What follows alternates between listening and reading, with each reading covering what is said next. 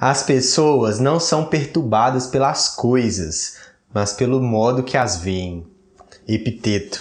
E é com essa frase que se inicia o 5º capítulo do Comunicação Não Violenta, que é sobre assumir a responsabilidade pelos nossos próprios sentimentos. Esse é o 3º componente da CNV. O primeiro é observar sem avaliar, o segundo é identificar e expressar qual sentimento a gente tem com aquela observação, e o terceiro, que é muito importante, é a gente aprender a assumir a responsabilidade por esse sentimento.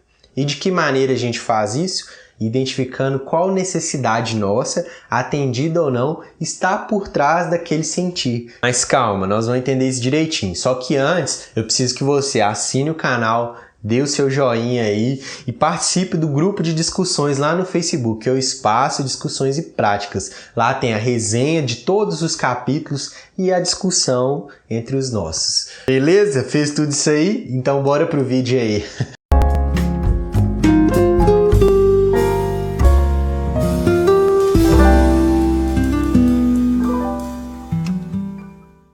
No 3º componente da CNV, a gente começa a aumentar a nossa consciência para reconhecer a raiz do nosso sentimento.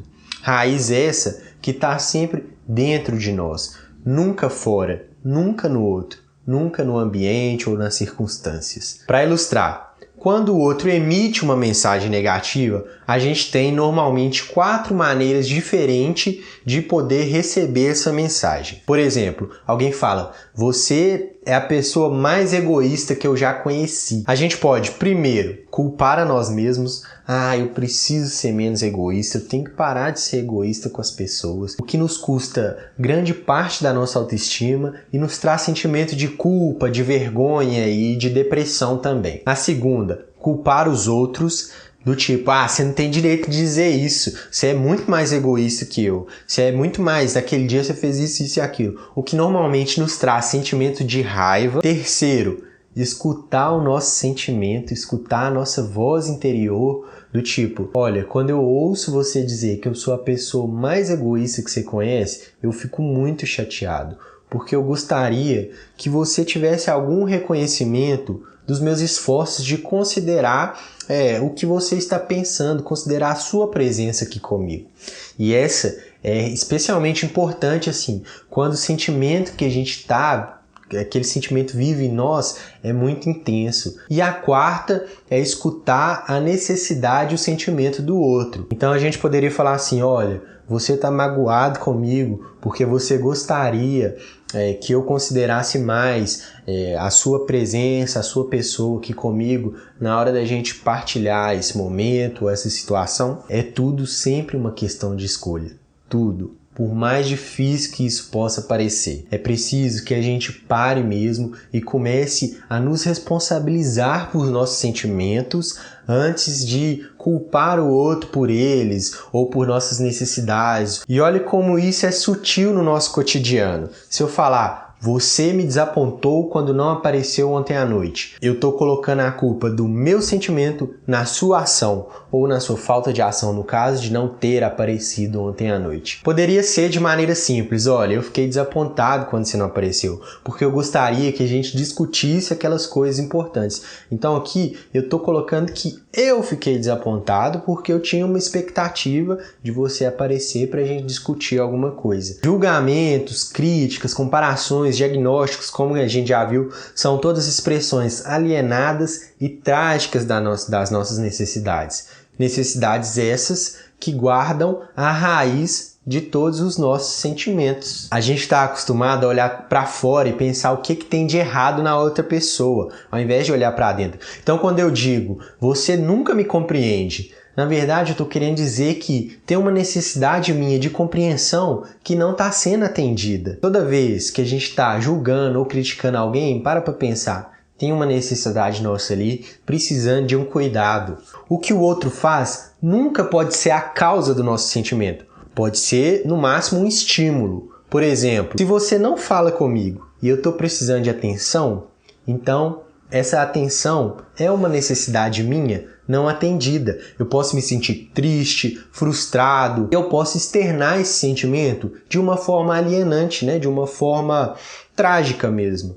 Do tipo, você é mal educado. No entanto, se eu tenho uma necessidade de ficar sozinho e você não fala comigo, então essa minha necessidade foi atendida. E aí eu posso sentir alívio, paz, tranquilidade. Percebe que com o mesmo estímulo a gente pode ter inúmeros sentimentos diferentes e que esses sentimentos estão atrelados todos com a nossa necessidade e que as nossas necessidades são exclusivamente uma responsabilidade nossa. Quanto mais a gente for capaz de relacionar esse sentimento com essa necessidade, mais a gente vai conseguir que o outro responda a nós com compaixão, porque isso vai humanizar o nosso diálogo, o nosso debate. Ele não vai ver mais as nossas expressões como críticas, e ele não vai precisar se defender ou contra-atacar aquilo. Ajuda se a gente reconhecer alguns padrões de linguagem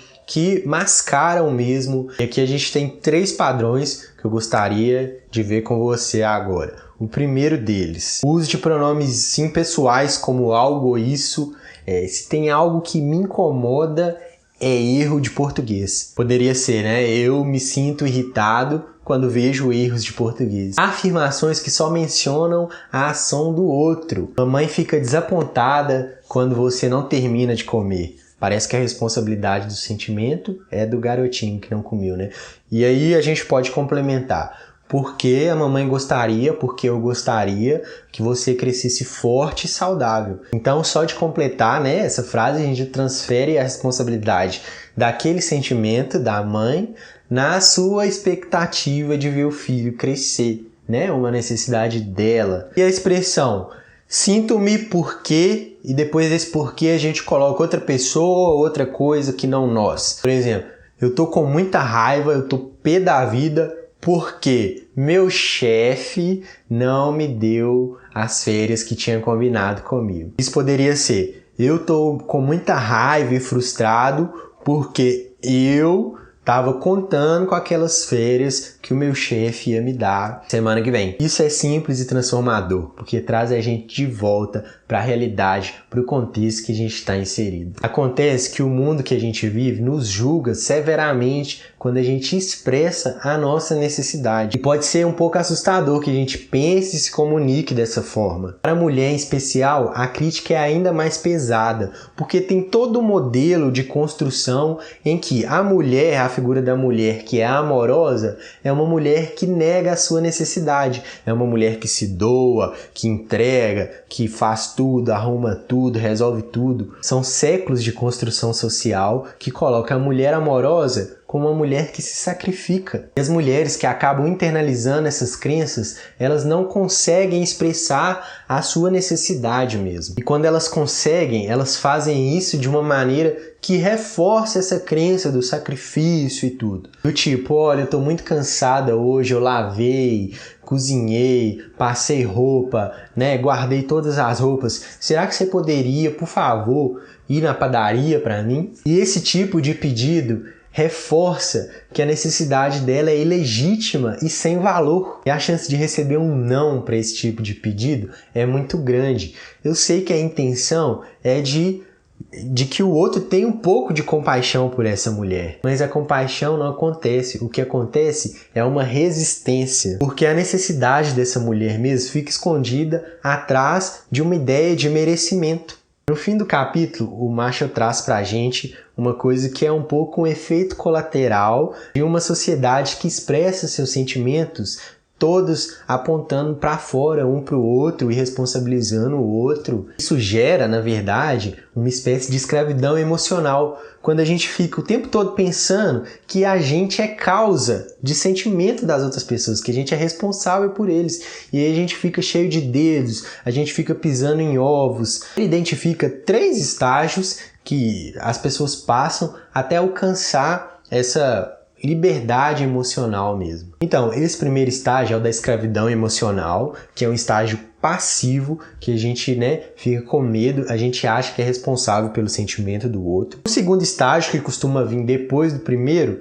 é um estágio ranzinza, que a gente percebe que a gente não é responsável pelo sentimento do outro realmente.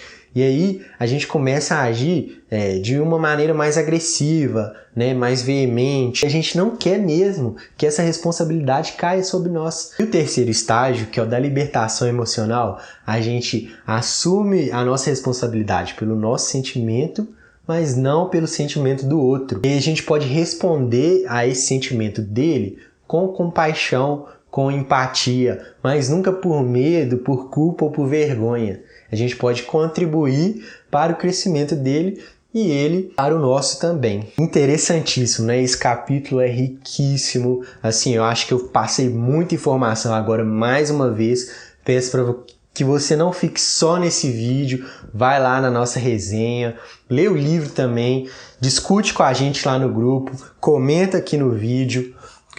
Se tiver no blog, comenta também e vamos discutir para a gente conseguir internalizar mesmo cada tópico, cada coisa que foi discutida aqui. Beleza? Muito obrigado por ter chegado até aqui. Espero que tenha sido útil para você. A mim é sempre muito útil e um grande abraço.